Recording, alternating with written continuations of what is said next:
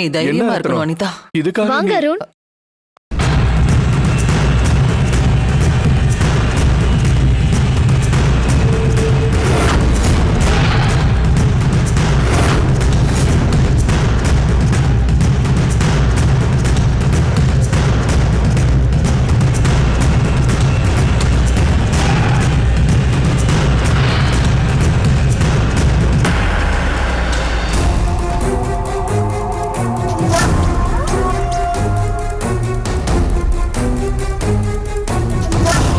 ஏன் தயங்குறீங்க? உள்ள வாங்க.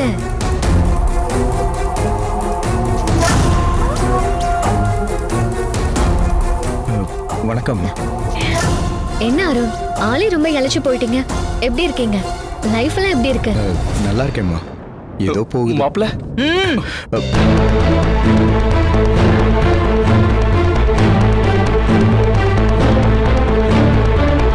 இவனை எதுக்காக இப்ப இந்த வீட்டுக்குள்ள விடுறீங்க?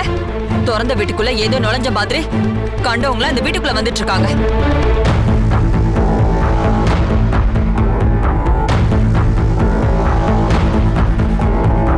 யாரையெல்லாம் இது வரைக்கும் நான் பார்க்கவே கூடாதுன்னு நினைச்சனோ அதுங்கெல்லாம் இப்ப என் கண்ணு முன்னாடி வந்து நிக்குதுங்க. இதுங்களெல்லாம் பார்க்கவே எரிச்சலா இருக்கு.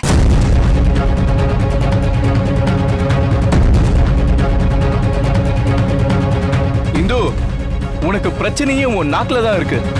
முதல்ல 4 பேர் நிக்கிற இடத்துல எப்படி பேசணும்னு கத்துக்கோ. முதல்ல புருஷ லட்சணமா 4 காசு சம்பாதிங்க. அதுக்கப்புறம் என்ன கேள்வி வேணாலும் கேளுங்க. அது வரைக்கும் இந்து, நான் உங்ககிட்ட எத்தனை முறை சொல்றது, சத்தம் போட்டு கத்தி பேசாதன்னு. நீ திரும்பவும் அப்படியே தான் இருக்கு. ஏமா நீ மாறவே மாட்டியா? அனிதாம்மா, நான் கிளம்புறேன். நில்லுங்க அருண். யார் சொன்னாலும் கேப்பீங்களா? அனிதா, போறவனை ஏன் தடுத்து நிறுத்துற? அப்படியெல்லாம் விட முடியாது அத்தை. ஏன்னா அவரை வர சொன்னதே நான் தான்.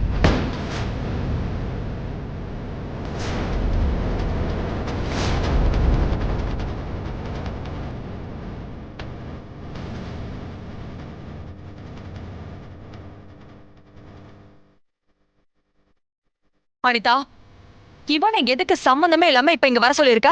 அத்தை, 4 நல்ல மனுஷங்களாவது நம்ம பக்கத்துல இருக்கணும்.